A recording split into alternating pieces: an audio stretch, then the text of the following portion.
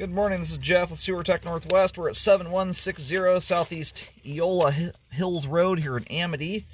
I describe everything as if you are standing facing the front of the home. Right now we're on the right side of the house here, dropping into a 3-inch ABS cleanout. We're going to check the overall condition and serviceability of the sanitary sewer line, which is my assumption here is going to head right over to the septic system here. Alright, water's running. We're going to zero out here at the base of the cleanout. Line transitions immediately upon access over to PVC pipe.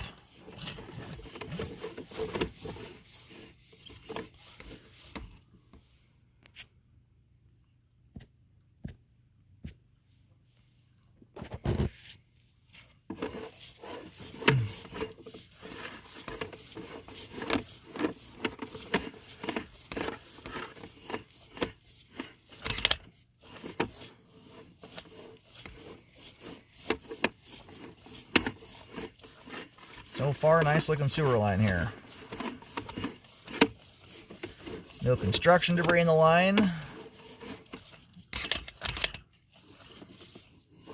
The one spot that's always tricky, I've cambered over 25,000 sewers.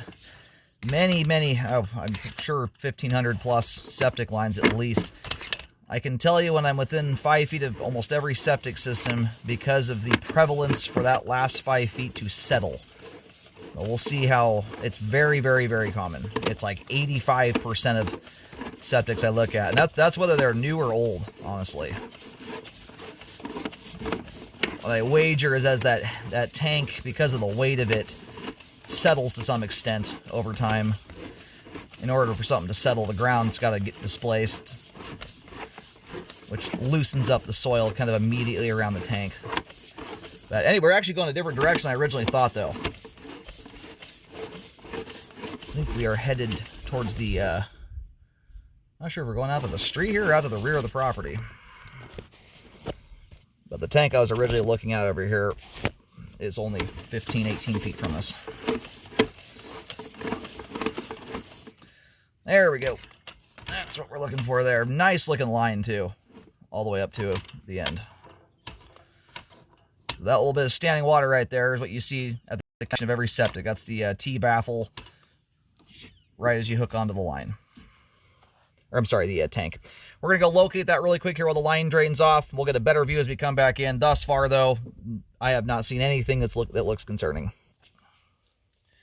Alrighty, located the tanks here. So again, as you face the front of the house from the driveway area or walking path, what have you, line comes out the right side of the home, turns towards the to head towards the back of the property, runs basically a dead straight line all the way to the septic tank.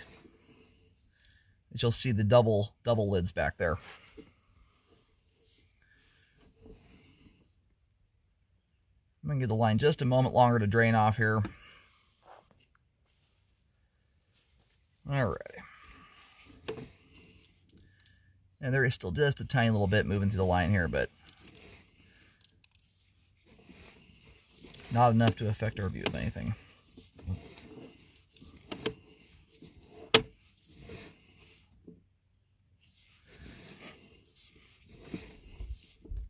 Now, what I would recommend, especially if there's a bit more work to do here in the yard, especially with heavy equipment, if there's going to be any excavators that get back in here to do landscaping or what have you, and just in general, because of the prevalence of settling with septics, typically I don't generally recommend you do a bunch of rescoping on new construction unless I see some subtleties at the initial scope that, I'm worried may progress.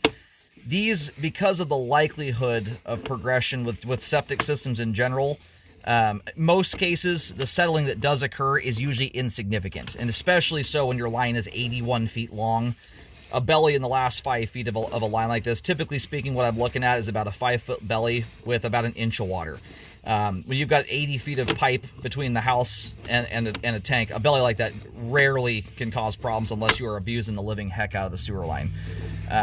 But these are ones I generally do recommend rescoping on. The landscaping hasn't been done yet, and just the prevalence of settling with septics. I think it's a good idea to do that around the 10-month mark, assuming you have a 1-year warranty that covers the sewer line. I think it's a good idea. I always expect some level of settling. That doesn't make it a good thing. We don't want to see any settling at all.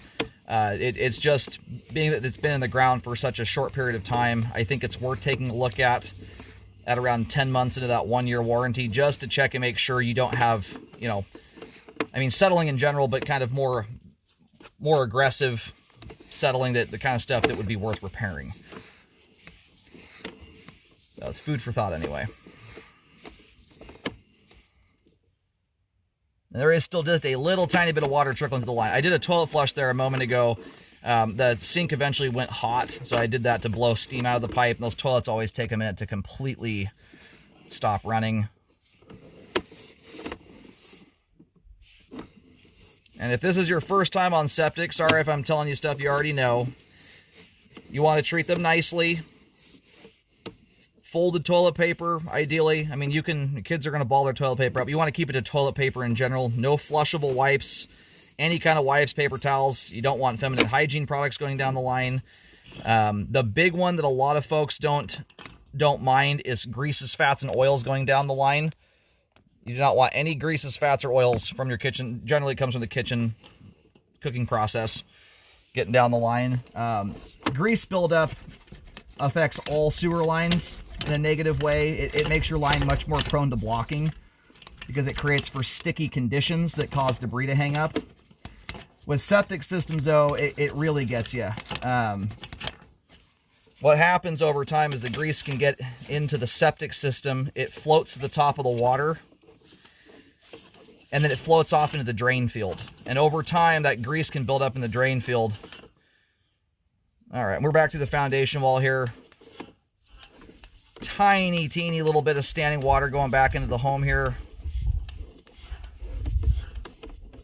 We'll see how far that persists for. So far, that's maybe a 1/16 of an inch of water.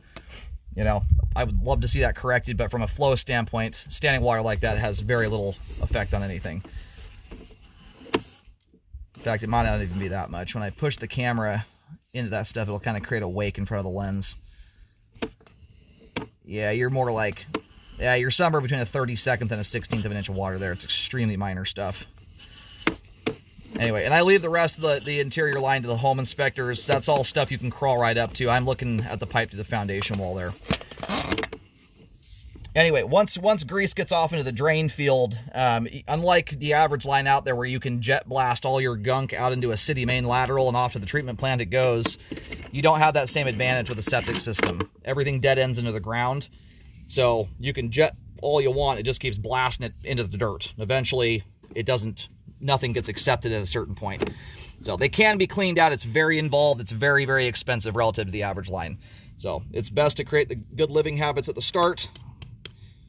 Try to avoid any grease, fats, and oils in general from getting down the line, especially larger quantity stuff. Like if you've got enough oil on your pans that if you were to turn that pan sideways like you're going to pour the grease off of it, if there's enough on there that it runs off in beads or worse, that's especially where you want to mitigate things.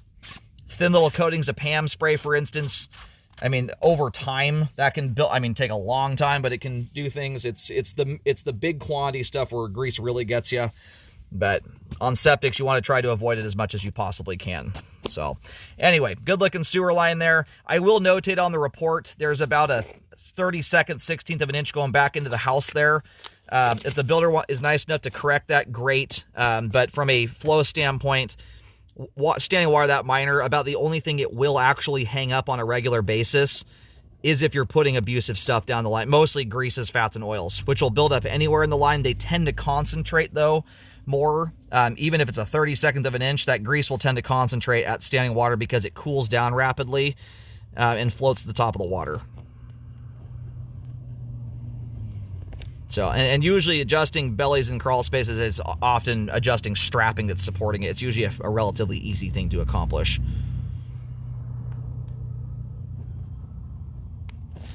Otherwise, as we sit here today, we currently have good flow all the way to the septic system. All the pipe we just scoped there is in good condition.